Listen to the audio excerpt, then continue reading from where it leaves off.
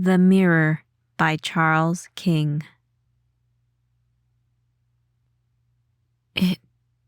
It's impossible. His concentration was so great that he didn't know he had spoken aloud. He closed one eye entirely, then opened it slowly, hoping against hope. He then worked his tongue into a corner of his cheek and rotated it about. He watched, stared. A pulse was drumming fiercely in his forehead as he backed away from the mirror. He had first noticed it a short time ago, 7 days to be exact. It is logical to suppose that he would have known of it sooner if he had been a vainer man. Most certainly, then, he would have looked into mirrors a great deal oftener. But J. Swartz was a mild man, a meek man, a man completely devoid of ego. He wore his habits the way he wore his clothes, soberly. He did not sin, he would not. He did not cheat, he could not. 3 drinks before dinner and his reactions unmistakably informed him that he'd had enough. He was like that. Once again, he shot a covert glance at the mirror. There it was, plain to see. J. Swartz had been brought up properly, but that is an expression that has lost its true meaning. To speak with exactitude, it is better to say that he had been brought up primly. In an era where modesty was considerably more than a fetish, an era where the most innocuous words called down condemnation upon the luckless user, J. Swartz's family proudly outdid themselves in righteous self-effacement. Completely cloaked with the mantle of selflessness, or so they insisted, they balanced themselves with practiced step upon the tightrope of virtue. No matter the season, their bodies were swathed in layer upon layer of raiment. Indoors, their comportment was such as to assure them front row seats in the heavenly orchestra of harpists, or so they insisted. Jay had never been one to rebel. He was the sort born to accept orders unquestioningly. If, even in the privacy of one's room, it was immodest and wrong to undress before dousing the lights, he carefully put out the lights before removing his breeches. His parents had instructed him, he obeyed them. If he had to go to the lavatory, it would never do to say so. That would have been grievously shocking. Any simple excuse to leave the room was acceptable under those conditions, but never the immodest truth. But all these bugaboos paled before the one strict immutable rule that pervaded the Swartz household. Serving the interests of virtue, one might do everything in one's power and then fail. How? By looking, smiling at, daring to admire one's reflected form in a mirror. The human form was a debased thing of evil that only served to lead its owner off the garden path. Thus, logically, it was a thing to remain unseen, avoided. Jay's father used it for shaving. That was its purpose. One of Jay's most memorable recollections was the time that he had been caught. He'd lost a tooth, as boys will, and was entirely engrossed in exploring the bloody cavity with an inquisitive finger. The mirror helped a great deal as he probed and poked until, "Jay!" He swerved, nearly upsetting himself, and paled. "Yes, father?" "Ungodly brat! You are lasciviously admiring yourself." I don't understand, father." "Do not trifle with me. I've explained the sin often enough." It was the big word I didn't understand. And honest, I was just fooling. Which is as far as Jay got. His gasp was cut off as a gnarled hand jerked at the back of his collar. The shaving strop was seized, raised aloft, then brought down with a singing swish. Jay's cry of pain suffered the same brief span that his gasp had lasted. The steadily flailing strip of leather effectively stifled everything but an agonized wish for death. Again and again it rose and fell. The regularity was monotonous, the pain eventually indescribable. Things, after a while, resolved into a whirling world of unbeheaved torture. Again and again rose the leather flail. Down and down it beat against the semi-conscious jerking form that was Jay Swartz. Jay finally fainted. A graphic experience is forever etched upon the consciousness of a child. Jay never forgot that beating. It had the constant impact of a sledgehammer swung against a huge brazen gong.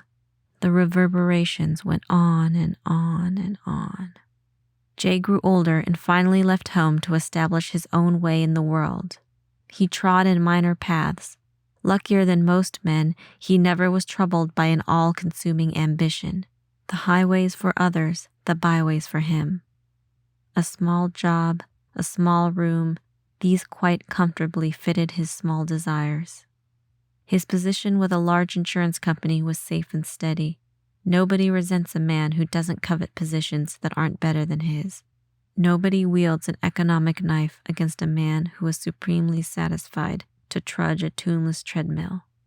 He was accepted with the same careless complacence that is usually associated with a slightly worn piece of office furniture, and he was considered very much as devoid of personality or hidden depth. But they would have been surprised. He did have a secret. Jay Swartz was still afraid of mirrors. Psychologically conditioned by the ultra-stern conditions of his youth, his fear never diminished. To the contrary, it fed upon itself and grew constantly, morbidly. A man incapable of making living enemies, he found himself in the anomalous position of having an inanimate foe. He used mirrors as sparingly as was humanly possible. Brushing his teeth and washing his face were easy, no ordeal there, but shaving was a shuddering time of terror that had to be agonized through every morning. And now, it's impossible. But it was possible. It was there, plain to see, plain to see. Even as his eyes clung to the mirror and his mouth was drawn thin with horror, his reflection was laughing at him. His hand stole to his face. His reflected hand didn't. There were new lines in his face, but his mirrored face was full and untroubled. His eyelids twitched uncontrollably, but not so in the likeness that was flung back at him. Horribly, silently, the face in the mirror kept laughing and laughing. It had been a week ago that he had first noticed, a week ago that his reflection had rebelled, a week ago that his mirrored personality had begun defying him. It might have begun sooner. He hadn't noticed until one morning it had winked obscenely at him, and ever since. He remembered now the ancient Germanic legend of the man who had met his double. It had been wringing its hands. Death. He fought himself, but his eyes shot towards his reflection. It was grinning, wringing its hands.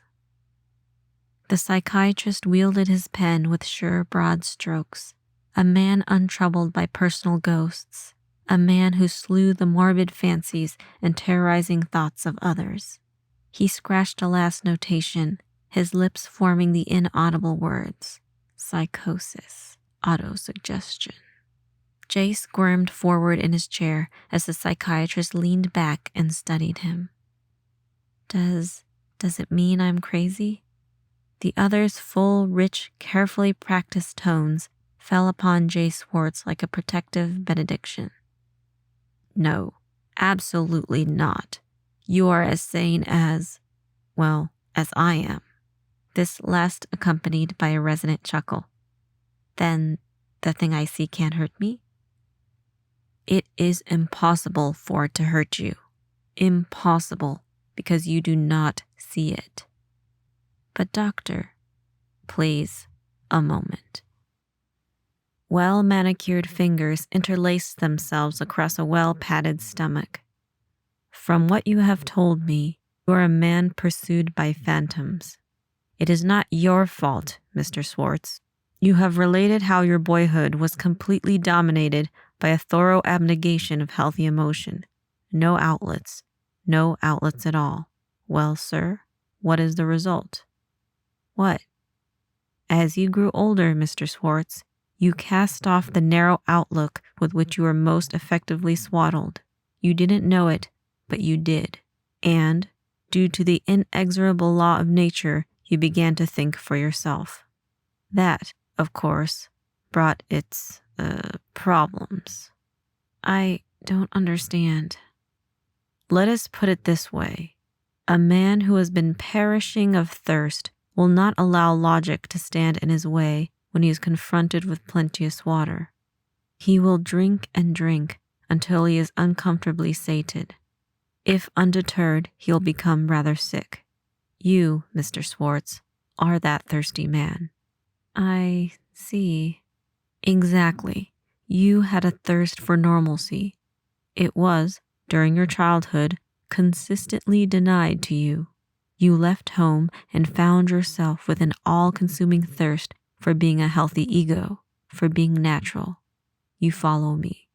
It wasn't a question, but Jay Schwartz felt constrained to answer. Yes.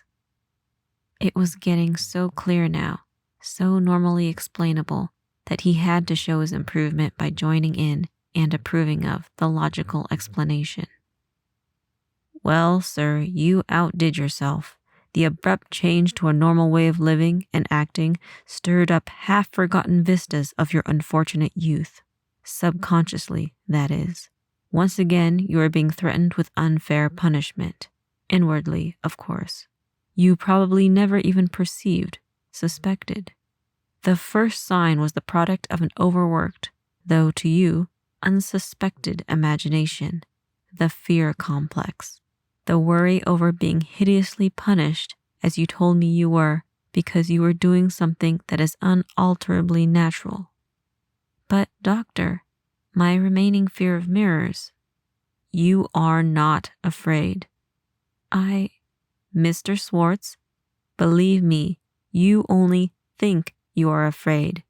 That is why you have been avoiding mirrors with such careful conscientiousness these past few years. As the snake struggles to shed its skin, so are you struggling. And, forgive the comparison, as the reptile finally emerges in new shining armor, so are you emerging. Then, what shall I do? Face your phantom, Mr. Schwartz. Defy it. Gaze into your mirror steadily, without fear. Your clouded imagination will be cleared by the calm, cooling breezes of reason. Look into my mirror steadily? Precisely. Drive out the false visions that have been plaguing you so unfairly. Once gone, they will never return. On that, I stake my reputation. It was a new Jay Schwartz who turned the key of his small apartment. It was a new Jay Schwartz that tossed his coat onto his bed. It was something he had wanted to do all his life, a life given to circumspectly genuflecting to all the hallowed proprieties. That was over, done. He was a snake shedding its dull skin for a brighter one, a butterfly emerging in innocent glory from its dull chrysalis. A man. He turned toward the bathroom. He couldn't help the feeling of aversion, of fear. But wasn't he now a man? He was, incontestably. Hand upon the door. Fear. Twist the knob. No, think. Psychiatrist's advice. A learned man. Helps people who need guidance. Twist the knob. Try. Sweat forming on a corrugated forehead. Twist the knob. Everything explained. Logically. Exactly. Mathematically. Truthfully. That last very important. Twist the knob. And he was inside. Walk up to the mirror. Boldly. Stare steadily. Unafraid. Block out the false phantoms. Do it. It's easy. One leg before the other. Go ahead. Hesitation only hurts. Makes things harder. Foolish. Nothing to be worried about. All carefully explained. Habits of a lifetime. Lurking. Unfair. No substance. all explained, figments palpably worthy of derision. Go ahead. And he was before the mirror. Open your eyes. Stare steadily. Open your eyes. Nothing can hurt you. It will help. Teach you the truth. Help you. Open broad lanes to happiness. Wipe out the past. The gray past. The punishing past. Open your eyes. See the new world. Your world. Open your eyes. And he opened his eyes. His reflection. Nothing to worry about. It looked at him as he looked at it. Calm. Both calm as it should be. Expressions the same as they should be. Psychiatrists right as he should be. A learned man. Wise man. Helpful man. Good advice. Best advice. Go ahead. Stare at it. Staring. Pride. Strength. New feeling of no. Can't be. Impossible. Psychiatrist said no. Learned man. Wise man. Look again. No. Reflection. Laughing. Silently. Utterly impossible. Wise man said so. Wealth of experience. Can't be wrong. Good advice. Best advice. Heed it. Heed it. Stare at reflection. Glare at reflection. Don't give up. Must win. Must win. Don't give up. Stare. And he screamed and he screamed. He caught himself, lurched out of the bathroom. There was no time to give way to disordered mental stabs. More than evident that his ancient enemy was weakening, employing last hopeless trickery. This was triumph. Triumph.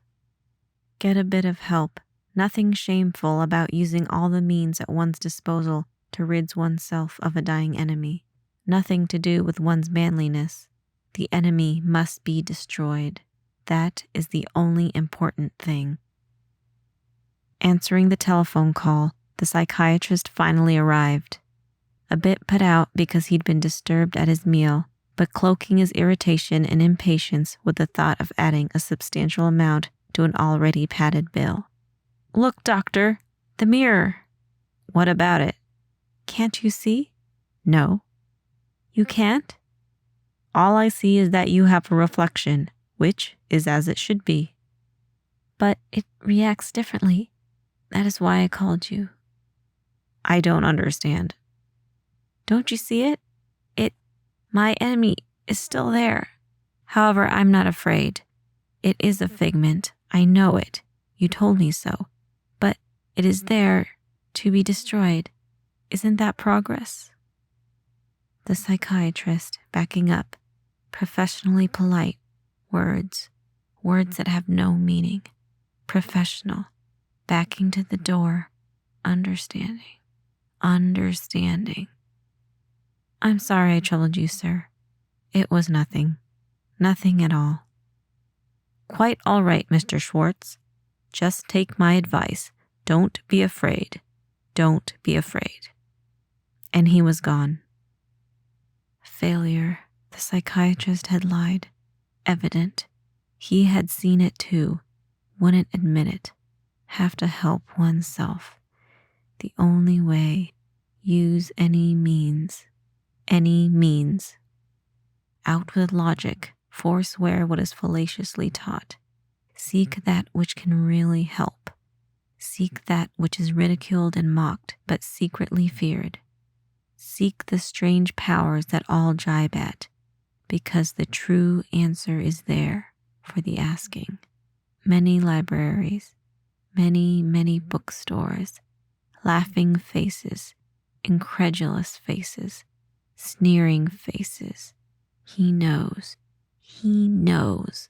They sneer and mock because they are afraid, cannot seek truth as he does, tirelessly, and then Then, an old bookshop, an old man, incredibly nodding, understanding, tottering to an inner room, a book, musty, ancient, refusal of payment, smiling. Jay Swartz entered his apartment. He opened the book and studied. He smiled. It was all so easy. How much simpler if he had done this first. He read on. There was the diagram to chalk upon the floor. He drew it. There were the multi-syllabled invocations to intone. He intoned them. There were the careful passes through the air, the repetition of certain odd phrases, the lit match that must scorch his fingertips. And, as it must be, the crouching shape was there, motionless, the shape that would rid him of the rebellious reflection in the mirror, the shape that would take the horror out of his life. It would exact a tribute. That was to be expected. Jay Swartz was happy, truly happy. He cast a sidelong glance at his mirrored reflection. Could it be? Yes. It was already losing its shape, becoming tenuous, transparent, wearing a look that Jay knew was one of helpless pleading. No time for mercy. Too many years of subjugation. Destroy. Without conscience, destroy. The reflection of him was wavering, almost gone, fighting, hopelessly going, gone. And the crouched figure stirred itself, slowly unbent, looked up for the first time. Jay Swartz threw a frantic look at his mirror. No reflection. No reflection at all. Blank, blank. The figure straightened and stepped over the chalked lines. It was going to exact its tribute. Jay Swartz knew this. He also knew that he had incarnated his double, brought it to life. It was wringing its hands, hands which suddenly swooped to Jay Swartz's throat. He knew so many things. Too late.